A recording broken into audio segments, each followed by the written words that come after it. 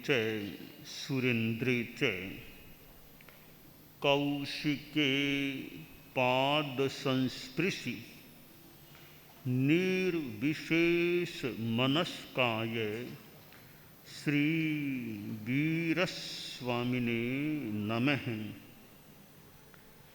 आयारो आगम में कहा गया है, पास लोए महभयम। पूरा यह आकाश अनंत है। कोई पूछे आकाश का प्रारंभ कहाँ से हुआ है? प्रारंभ का कोई पॉइंट नहीं है कि आकाश का अंत कहाँ होगा, कोई पॉइंट नहीं है आकाश के अंत का। ऊपर नीचे इधर उधर किधर भी अपार अनंत है, कहीं पार है ही नहीं आकाश का। अनंत है, अंत छोर कहीं नहीं है।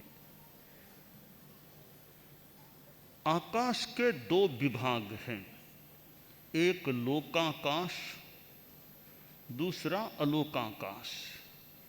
जैनिज्म में 6 द्रव्यों की बात बताई गई है। अनंत आकाश के बीच में एक छोटा सा भाग लोकाकाश है। मानो कि समुद्र में बूंद का कितना एक महत्व है। बूंद, ऐसे मानो अनंत आकाश को हम एक समुद्र मान लें, बीच में एक उसकी बूंद की तरह यह लोकाकाश है। जितने भी प्राणी जीव सिद्ध भगवान हैं, स्वर्ग है, नरक है, पहाड़ हैं, समुद्र हैं, तारे हैं, चंद्रमा, सूर्य आदि, ये सारी चीजें लोकाकाश में हैं। अलोकाकाश में तो कोई जीव नहीं रहता है, कोई चंद्रमा नहीं, सूर्य नहीं, कोई पहाड़ नहीं, समुद्र नहीं, कोरा आकाश, शून्य आकाश पड़ा है। आयारों में कहा गया, पास लोए महभयम। देखो, लोक में महान भय है।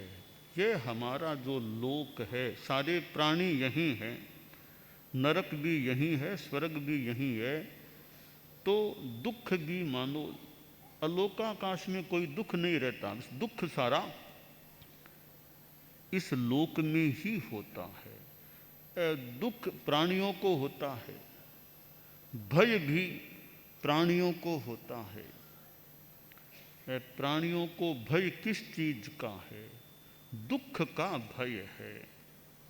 दुख भया पाणा, प्राणियों को भय लगता है तकलीफ का, दुख का।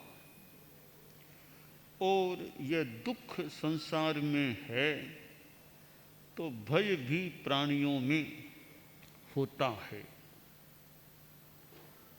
किसी को अपमान का भय, मेरी बेइज्जती न हो जाए, मेरी कोई इंसल्ट न कर दे, अश्लोक यानी अपमान का भय होता है। किसी को दूसरे जीव जंतुओं से भय है, शेर से भय है, सांप से भय है, और प्राणियों से भय है, तो प्राणियों से भी भय हो जाता है, होता है। और ये आसातना किसी की, नव भूत प्रेत, इनका भी भय हो जाता है। मन में कोई बात बैठ गई, यहाँ भय भय कोई यहाँ, तो वो भय कई बार रात में और में सताने लग सकता है। एक हमारे मुनिश्री थे, वे लाडनू में थे।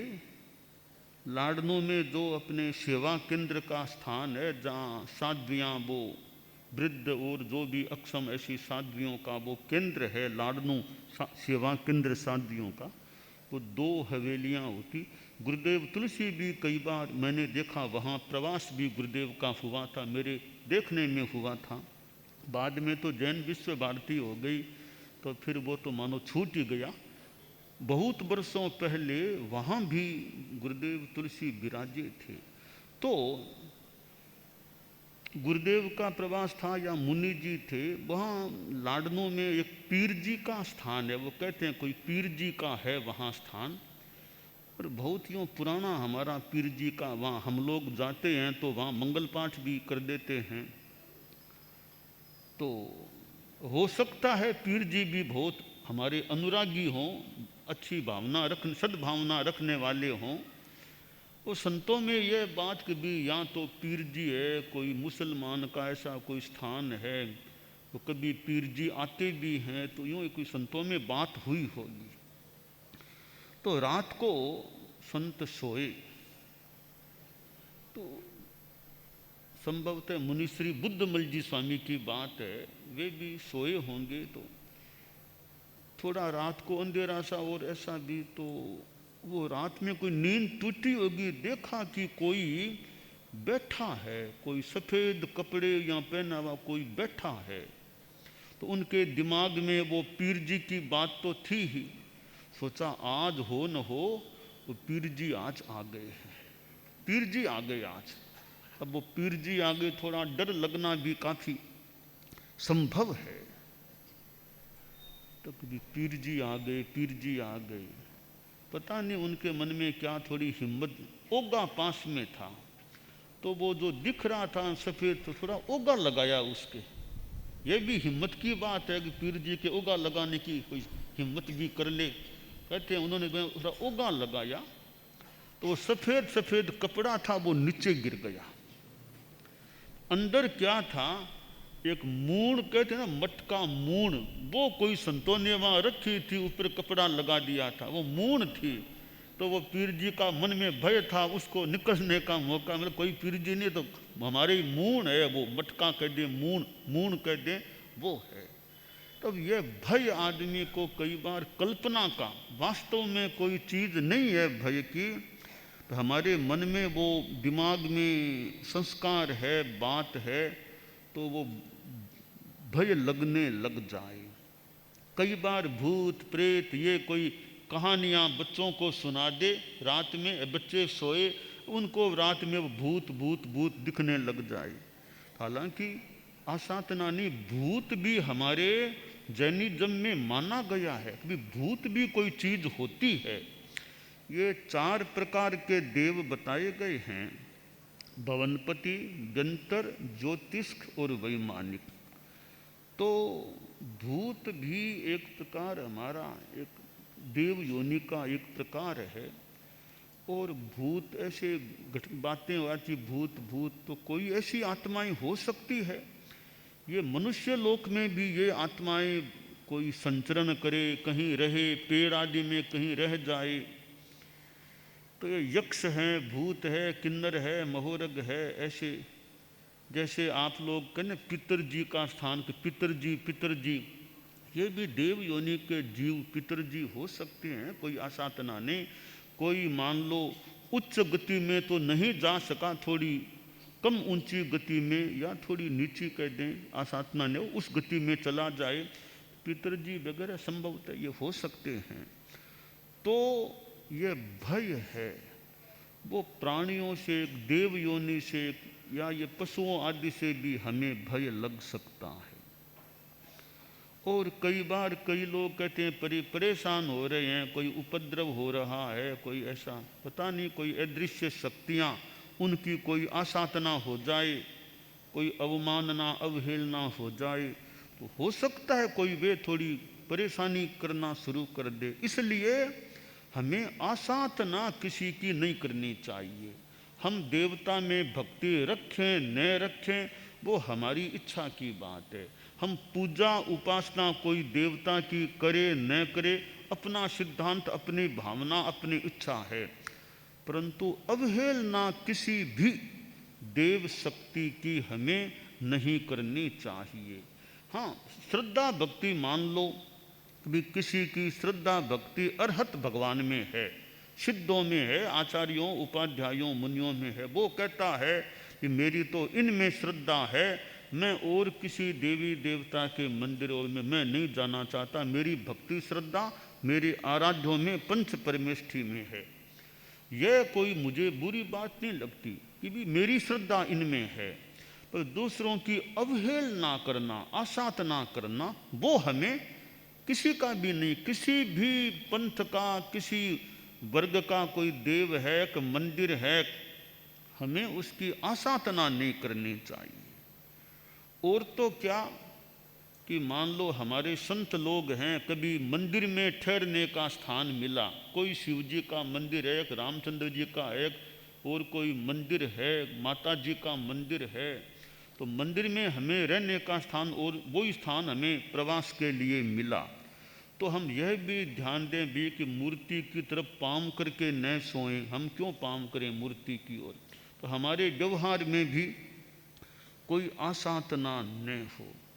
तो यह दिव्य शक्तियाँ संसार में हमारे जैन दर्शन में, जैन धर्म में भी मानी गई है कि देव शक्तियाँ भी होती हैं, और देव शक्तियों से कई लोग सहारा, सहयोग भी मांगते हैं कि हमें सहयोग दें। हो सकता है देव शक्तियाँ कोई सहयोग भी कर दें, तो कोई सहयोग ले, कोई सहयोग न भी मांगे, और श्रद्धा भक्ति भी कोई भले न रखे, परंतु अवहेलना, आशातना, अवमानना, उनके बारे में कोई ऐसा वैसा शब्द बोलना, उससे हमें बचना चाहिए। क्योंकि हम तो प्राणी मात्र के प्रति मैत्री भाव रखना जैन धर्म का सिद्धांत है। मैत्री में सब भूवेषु, सब प्राणियों के प्रति मेरी मैत्री है।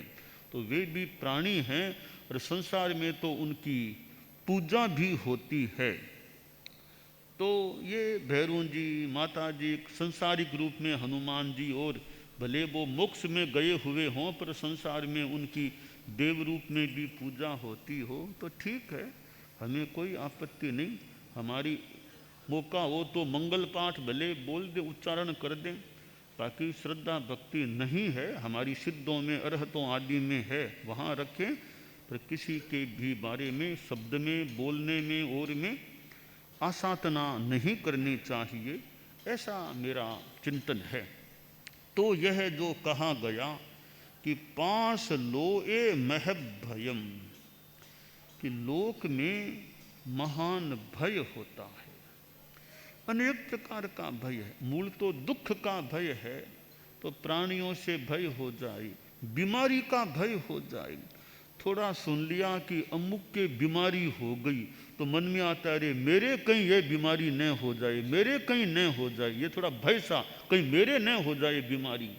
तो बीमारी का भी भय हो सकता है। मौत का भय कि अमुक आदमी की छोटी उम्र में चला गया, रे मेरी कहीं स्थिति यह न बन जाए, यह भय लोक में है। मृत्यु का भय है, बीमारी का भय, प्राणियों का भय, अपमान का भय, और कोई चीज मेरी चुरा न ले, मेरे पास संपत्ति है, कोई चोरी न कर ले, कहीं रेड न पड़ जाए, ऐसे कई भय, तनाव, टेंशन आदमी के दिमाग में हो सकते हैं। इस भय की स्थिति वाले लोक में भी अभय का जो अभ्यास कर ले, अभय बन जाए, वो बड़ी बात है। नमो जिणानम जिय भयानम, उन जिनों को, अरहतों को नमस्कार है जिन्होंने भय को जीत लिया है। किसी का भय नहीं, मैं किसी को सताता नहीं, सताऊं नहीं, और मैं किसी से डरूं नहीं, मैं किसी को डराऊं नहीं, और मैं किसी से डरूं भी नहीं। कोई भी आ जाए, मुझे कोई डर नहीं है।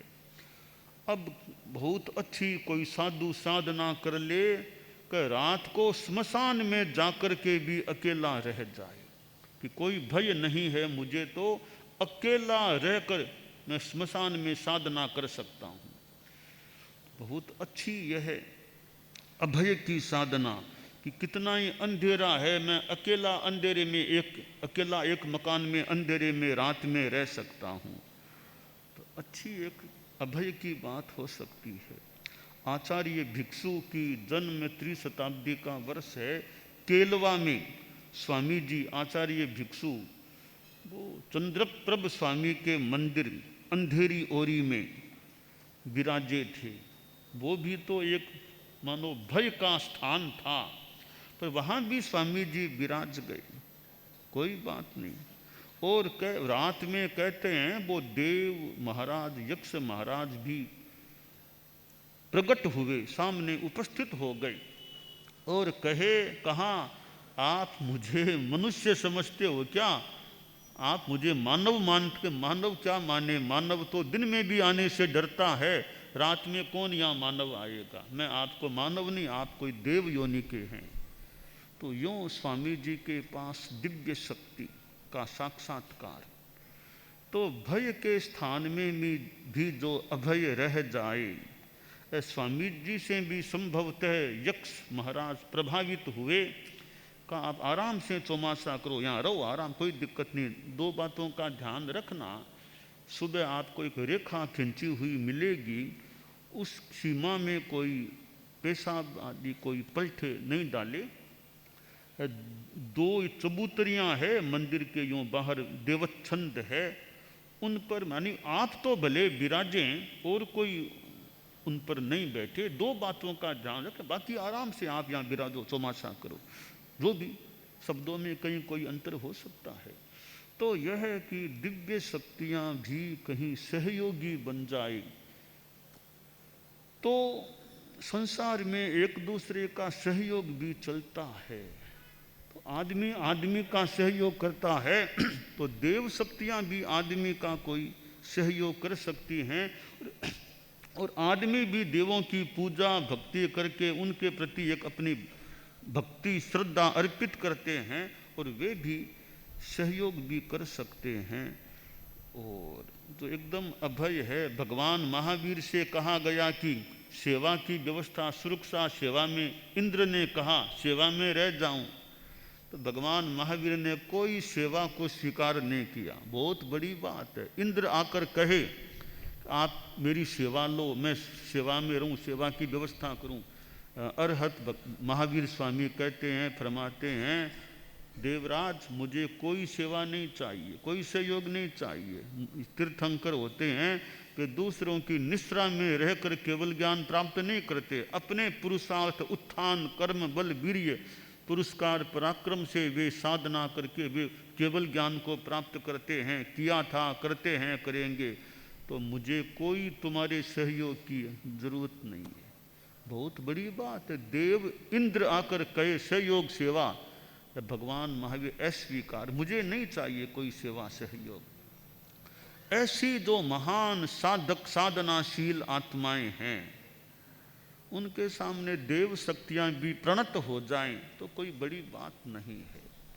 देव दानव गंधब्बा जख रक्षस किन्नरा बंभयारिंग नमंग संति दुक्करम जय करेंतितम। तो देव शक्तियां साधु हैं, आसातना ने, वो देवों के लिए भी वंदनीय होते हैं, साधु देवों के लिए भी पूजनीय होते हैं। फिर आसातना न हो, पर साधु के लिए देवता पूजनीय नहीं होते, वंदनीय नहीं होते। देवों के लिए साधु पूजनीय हैं। कि साधु में तो छठे गुणस्थान से लेकर गुणस्थान हैं, और देवों में बिना आसातना के बात है, चतुर्थ गुणस्थान से आगे का गुणस्थान देवों में नहीं माना गया है। तो आयारों में जो कहा गया, पास लोए महब भयम, देखो लोक में महान भय है। कोई किसी को मारने की चेष्टा करता है, और ये कई बार धमकी भरे पत्र आ जाएं, धमकी भरे व्हाट्सएप आ जाएं, फ़ोन आ जाएं, ऐसा कर देंगे, वैसा कर देंगे, वो उड़ा देंगे, हवाई अड्डा उड़ा देंगे, स्कूल को उड़ा देंगे, वो कर देंगे। ये धमकी भरे पत्र भी भय दहशत पैदा करने वाले, पता नहीं कोई क्या कर देगा। तो ऐसे लोक में भय है जगह जगह। गुप्त नाम के पत्र आ जाए, ऐसा कर दूंगा, वैसा कर दूंगा, यह बात मान लो वरना यह कर दूंगा। आदमी डर जाए, अरे पता नहीं क्या कर देंगे, कोई कर भी दे क्या, वास्तव में कोई कर भी दे। तो ऐसे लोक में बहुत भय है। हिटलिस्ट में नाम कि हम आतंक, वो हम आपको ख़त्म करेंगे, वो करेंगे, ये हमारी बात मान लो, वो कर देंगे, तो इतना रुपया दो, किडनैप कर लिया, किसी बच्चे को उठा के ले गए, इतने रुपये वहाँ रख दो वरना बच्चे को मार देंगे। ये कितने भय के प्रसंग इस लोक में, दुनिया में होते हैं। इस भय वाले लोक में हम अपनी राग द्वेष मुक्ति की साधना करें, किसी के साथ वैर भाव न रखें। हमारा कोई भले बिगाड़ दे, हम किसी का बिगाड़ नहीं करें। हमारे भले थप्पड़ की मार दे, हम वापिस थप्पड़ की नहीं मारें। यह क्षमा की और अहिंसा की साधना है।